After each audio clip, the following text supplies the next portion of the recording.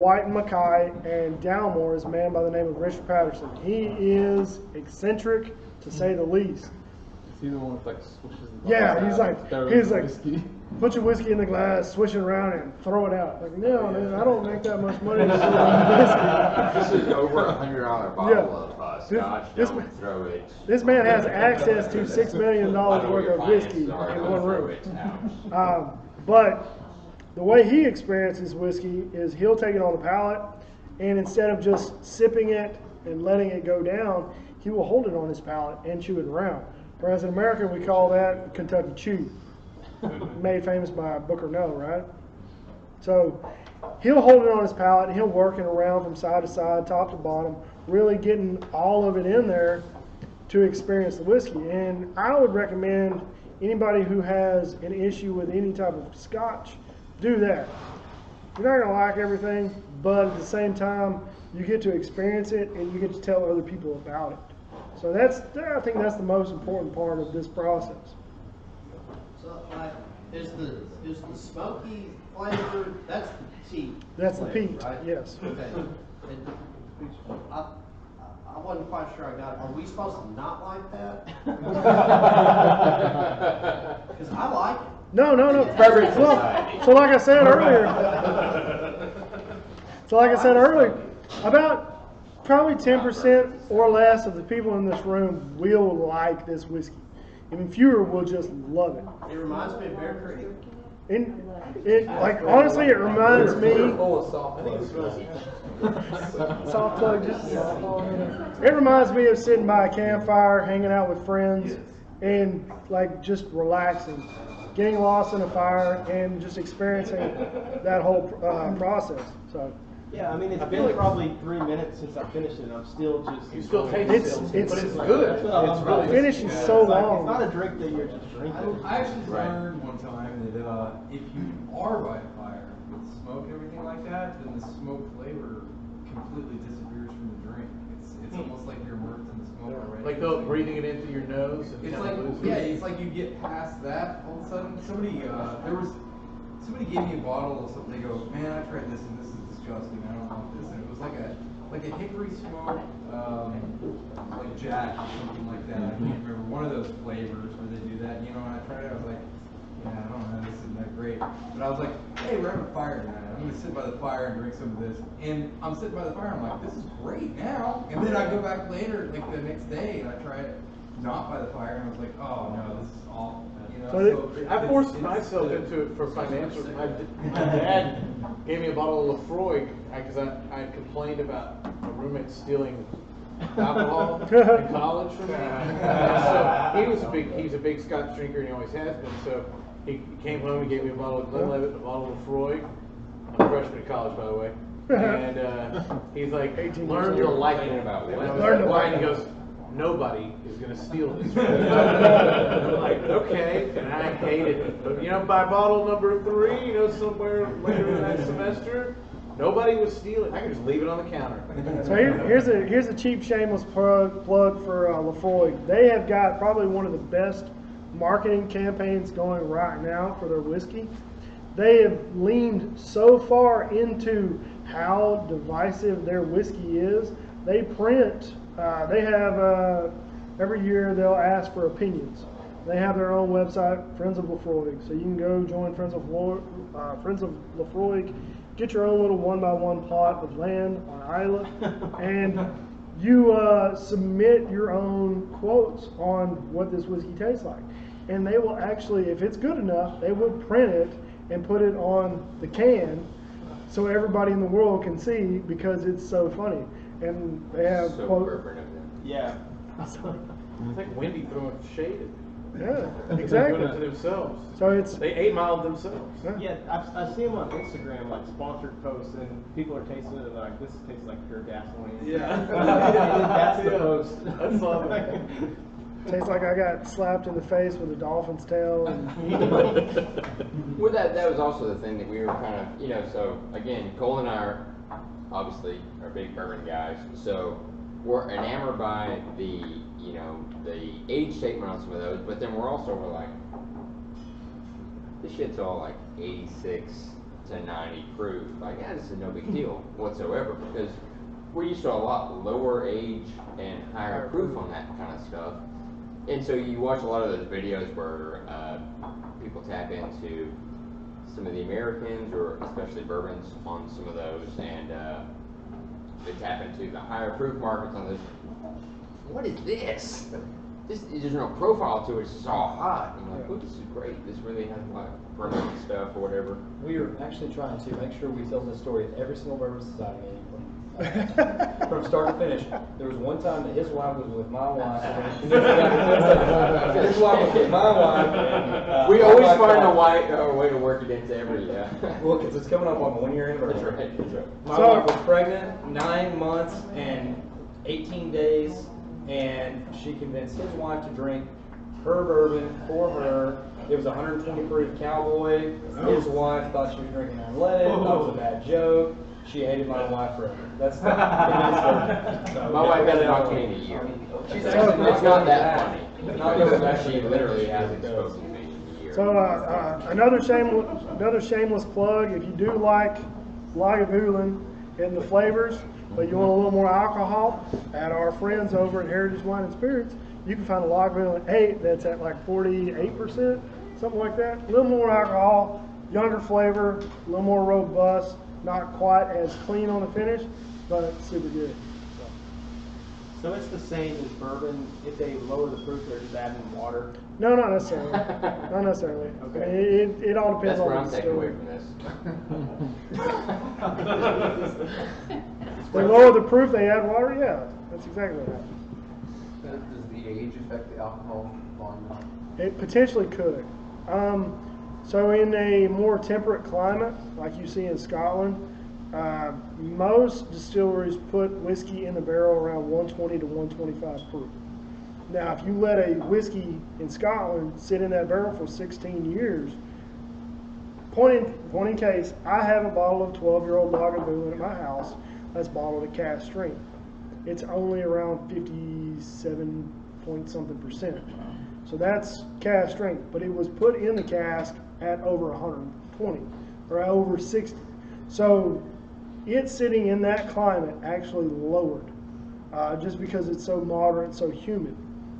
Whereas in Texas, when you have a hot, dry climate, that alcohol is going to go up. Soaked up the water. In the hotter, dry climate, the water evaporates quicker.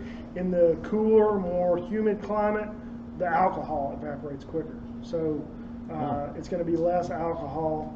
So we more. can see a big difference between, say, a distillery in East Texas and Southeast Texas, and say one way down in the Rio Grande Valley, or Yeah, there's people now that are starting to say West Texas is dry as all get out, but over here, 30 degrees feels like it's freezing. Well, that's what's so unique about Texas bourbon, though. And so that's why we're excited about the Texas Bourbon Shootout. We're bringing out all these bourbons. Zero. From all over the state. Zero. But yeah, there's people that are starting to say now, they can tell from the flavor profile, you blindfold them. And if you limited to Texas bourbon, they can tell you this came from this part of the state, because they're starting to identify those different profiles. Yeah. Shameless plug, but that's one of the cool things about the Texas Bourbon Shootout also is identifying some of those, because Cole did the first half of the distiller tour. Kelly and I tag teamed on the second half of that. What are you looking around for? You're on camera. I am. So, but the difference in that, so in the aging process, but also all of those different regions are so different, because specifically, like you said, Texas is so different in their climates and all that stuff. I mean, it really does make a huge impact, and you can tell that stuff in a really big way. And then even what we saw with Iron Root, where they're trying to go bigger with barrels, versus a lot of Texas distillers are going smaller barrels, shorter age, and get their profiles. So we've kind of talked about, Woodford Reserve, they've talked about when they load their product into the barrel for the first time, they can lose up to 15-20% right then. Have any of these kind of disclosed when they're barrels already been filled with bourbon, but it's getting shipped over, right? It's So gonna we're dry assuming, out. it's gonna be pretty dry. I haven't dove that far deep into finding out how much they lose on filling the barrel, but I would imagine it. If I was just taking an educated guess, probably about half is what we lose here in America, just because the barrel's already been used. Even though they do break it down and they ship it across states, it's still going to have some liquid in because, for instance, when we were in Iron Root, shameless plug, we got to taste some stuff that spent time in Iowa, and I mean it tasted all kinds of Scottish. So some of that whiskey was still in that barrel, in that wood, whenever they broke it down and sent it back overseas. Have y'all seen any scotches? That's obviously this isn't my thing. Have y'all seen any scotches that they have switched bourbon companies that they're getting their barrels from? And I assume you could probably get a different flavor. I mean, you're pulling different stuff out of there. Have we seen anybody make that transition, or now that they're the big conglomerates, it's? I haven't, not in my lifetime, because I've only been doing this for about 5 years now. What are you at, 19? Yeah, you just turned. You're serving a minor, so.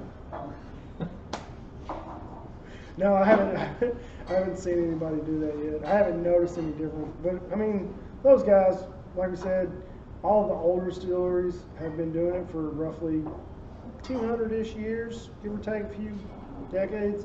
So. Yeah, but they've been doing it for 200 years, but they haven't been using the same True. bourbon barrel. True. That's what we're talking about, It's right? the big Bourbon is new barrels. Scotch is using either existing barrels, True. or they use sherry barrels, or butts, as you call them, It or depends are on they the- just finishing it it? depends on the distillery. It just depends. Now you have like Glendronach is all sherry barrels. Macallan uses a lot of sherry barrels. Okay. Glenfiddich uses, I want to say, sherry barrels on their 15-year, their Solera cask reserve. I think Glenmorangie, they have a version of They sherry have that. barrel. They have They're sherry. sherry. It's like in a Massac- port barrel too. Port. That one's Out of really a- good. So, Yeah. it's that one's called the Lasanta. It's also a 12-year. Yep. Not as good as this one. No, it's not as good as that. Not as good as that The one. port one is The Quinta Rubin? Yeah, Quinta Rubin, and it's very good. Yeah. It's been so long since So I mean, yes, ma'am. What is your name again? Kelly. Kelly? You know, that would take you so much seriously if you were killed. You've got the beard. Nobody wants to see my pale, white, pasty leg. You need a Hey, kill. I do have nice quads. I do my squats. I do my squats. I don't skip leg day. Kelly, I take you more seriously if you were wasted. Just give me a little bit. He's on his way. John, earlier you mentioned that like Scotch was produced in Scotland. What's the difference between that and like Japanese Scotch? That's not Scotch. So Japanese Scotch isn't Scotch. That's what I'm So saying. Like, why they label it Scotch, but what's that might not be legal. So that's just a legal issue. If it says Scotch on a Japanese label, that's a legal issue. Yeah. Because Crown Royal, for instance, got in trouble for having bourbon mash on their bottles. They were not supposed to put bourbon mash. They were supposed to. For bourbon. Bourbon. They changed it over to bourbon mash. Yeah. Canadian whiskey, which Yeah. is fine. So that right there is just a legal issue. Now, just like here in America, there are plenty of single malts coming out of Japan. Mm-hmm. At the same time, something that I read not too long ago, there's no regulations in Japan saying that they cannot purchase Scotch from Scotland, bring it to Japan, and rebottle it and resell it. So, And a lot of the Wouldn't there Scotch be a- distilleries are owned by Japanese. oh yeah, well, companies. Beam They're all- Suntory, that's a Japanese, it's a Japanese They're all conglomerate. multinationals. A lot of it smells. Those Japanese can steal it all. right? Just coming after all the whiskey. But you also have a heavy influence of Scotch from, Yeah, that's I mean, that's where they learned how to distill. Oh yeah. So all the Japanese whiskeys are from, they all are from Scotch. I used to know his name. Yes, you're correct, Brett. I don't know how they have room to do anything anyway in Japan. Most of their beef is raised and produced in Texas. You know, they still call it Kobe beef. Is that a question? Cargill took care of it. I'll say that's a legal issue. Is that a question that should be more appropriately addressed to, say, an attorney? Yes, yes. If a Japanese bottle says Scotch, that might be a legal issue. Whereas if a Canadian whiskey only said Bourbon, that would also be a legal I think issue. he's asking if you need to get with him and some Japanese whiskeys. I think we gotta get. I mean, we can You exchange have to get contact with Kelly info. before you call it a Scotch. Is that the Yeah. question you're asking? I That's mean- correct. Right. I mean, So are there any Look at that blended beard.